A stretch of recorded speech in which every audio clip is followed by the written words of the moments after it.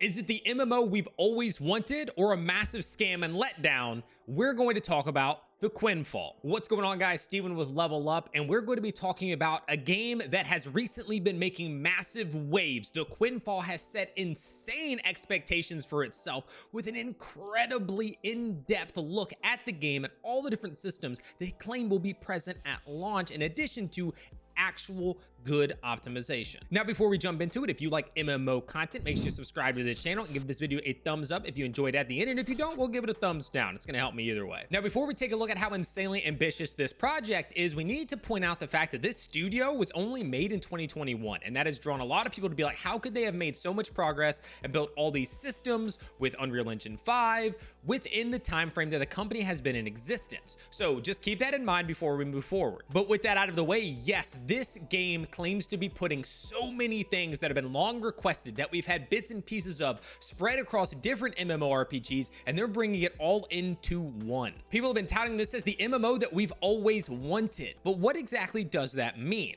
Now we're going to be discussing all the things that they claim will be a part of the Quinfall. So right off the bat, in the trailer, we can see that there are a bunch of different beautiful landscapes. It looks like there'll be about 5 different biomes, ranging the normal. You got deserts, you got forests, you got plains, you got snow-covered lands, but all around it looks really great. The other thing that they touch on is that, similar to the Ashes of Creation stuff, they're going to have a dynamic weather system and season system that will have things like droughts and floods that will change the landscape, and that could really build some great immersion and just get people into a place where, like, they don't know exactly what to expect, and they'll have to approach the game in different ways, which just makes it all that more fun. Taking a look at the combat, it seems fun. It's going to be action combat, which is something that is a little controversial with people, but when done correctly, I think it can be a really good time, and it looks like the animations are phenomenal. There's some that have big build-ups, things that you use in combo, which you can see here with the snow ability that's going to freeze the target, which will give enough time to use the fire ability, which seems to have a big wind-up. So being able to work these things in and have fun with them, I think would be a really interesting aspect. The game also claims to have the biggest map in all of MMORPGs, being over 2,000 kilometers in size. This is a world that you could truly get lost in. But that's not all. With a map that size, they're allowing you to build your own house, have land, start a farm on that land, and you can actually hire other players and NPCs to tend that land, to actually go and gather the crops you're making, water them, so on and so forth. Again, giving you that sense of immersion, like you're a real person in this world. If you're not interested in being a farmer and hiring farm hands, well, then you can head to taverns, which can be owned by players, and you can do board games and mini games. They've already shown off that they're going to have a Gwent style card game that you can go in and play against other players. And apparently you can also make music. So again, imagine one day you want to get on the game, you just want to relax, you don't want to go run quests and fight monsters. You go to the local tavern, you start playing card games and socializing. It's like going to the local comic book shop and just playing some Magic the Gathering or Yu-Gi-Oh or Pokemon, whatever you fancy these days, and talking to people while you play some games. This doesn't sound like a bad thing at all to me. Moving into some of the other systems, the mount system is going to have so much variety from what they say, and you're going to be able to level these things up, and there are going to be pros and cons to the different types of mounts, whether it be movement speed versus carrying capacity, maybe combat. We don't know necessarily about that, but this seems that they're building a massive system around these mounts. There's going to be the caravans, which of course you'll need mounts to pull, so on and so forth. It's just, there are so many things, guys. I'm just going to keep hounding on this, that it is very, very ambitious, and we're ignoring the fact that, well, this might all just be some big scam and it's not going to play out. But let's just be hyped for a moment. This is something that if it was done correctly and it actually released in the way that they have claimed, this would be phenomenal. So let's just enjoy it for a second. A little bit of copium. So moving into the professions, we got to look at all the basic ones you'd expect, like mining and gathering different plants, and then of course you can do blacksmithing and cooking, but they're also going to have animal husbandry, which you can then use to do your mounts and pets, as well as hunting, which of course you can then get to probably get more food and things like that. I don't know exactly how these systems are going to work. Nobody does, except for the people at the team,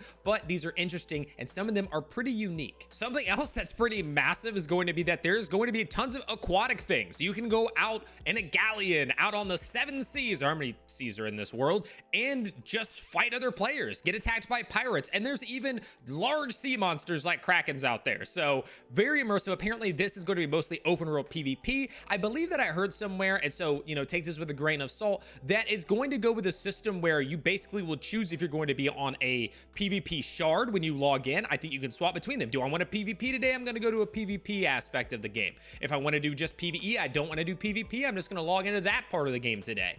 And that will allow people to kind of flag on and off, but in a different way. The game claims that they'll have wars and guild battles and things like that for those who enjoy the really massive PvP elements, as well as PvE with the world bosses. In terms of the character customization, I think they said that there's like over 100 selections for the face, just the face. So you can do what you want with your character. I saw in the images, which you can see on the screen, tattoos, different body types, all sorts of crazy stuff in terms of what you can adjust on this. If this comes to fruition, it will probably be the most detailed character customization out on the market. Moving on to some of the weirder things, there's apparently time travel. So even though it's all medieval based, you can travel to a time where we've seen trains, we've seen giant mechs and things like that, air balloons, and so very interesting take. Maybe they just want to provide some variety. I'm not sure if that's just gonna be part of the quest, if you can travel to these places, if they're gonna be whole different worlds. Really unsure. Definitely put some question marks out there, but well, it's unique. And the last thing I want to touch on is the optimizations. They are making some really bold claims about optimizations, despite the fact that, well, there hasn't been a beta testing stage. So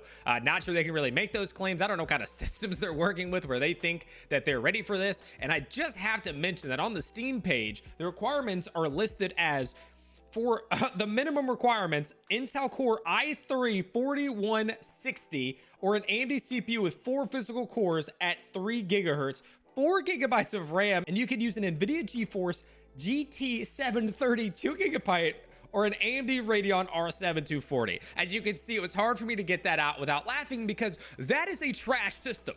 Look, that is a terrible, many years old system. And they're claiming that it will run this modern Unreal Engine 5, crazy in-depth, beautiful game. That seems unlikely. Now, the recommended bring it a little more up to par, but even those are kind of low, so I'm not sure how they're working this out. Again, we're trying to stay on the positive with this one, but be aware of those things. There are a lot of red flags with this game. And so while I said we want to focus on the positive and have a little copium with it, I'm going to point out a couple of these that I did mention or are new. One, it's a new studio. Very new. Within the last 2 years, in 2021, this thing was created, and then they've made this game and built all these systems already. That seems unlikely. A lot of it may be unfinished. We may be getting to see all the footage and all the places in the world that they actually already have created. We really don't know. So there's a large chance that this project ever actually does release, it will be unfinished. Keep that in mind. The other thing, the optimizations that this game claims to have. I mean, they have the minimum requirements as an absolutely potato system that couldn't play most modern games. And they're saying that it will be able to play a massive open world with sieges, animations, good graphics. It just seems highly unlikely. Keep that in mind. It is probably not going to play that well, if at all, on the systems they have. If it does, they have some crazy new generation tech that we just simply aren't aware of. So keep these things in mind. There could be half-baked systems coming out, systems that aren't ready at all, parts of the world not explorable or super bare without things to fill them. Just know they're very bold claims, but there are a lot of question marks before we get too excited. But also be excited because, hey, what if it's real? Either way, I saw the content being built around it. I saw the video and I thought that it just looked amazing. I love the idea of the immersion this game would provide. Again, being able to log in and just go play some cards, go travel this massive world with changing environments, with floods and droughts. I mean, it just seems insane, and it probably is. So I want to know what you guys think. Are you excited? Are you insanely skeptical? You'd probably be naive if you aren't a little skeptical. Let me know in the comments below. And again, if you like this type of content, make sure you subscribe to the channel. Give the video a thumbs up or thumbs down if you didn't like it. And if you want to come chat with me live about it, you can head on over to twitch.tv/heartbreaker_TV. Would love to see you over there. And until next time, good luck in your adventures.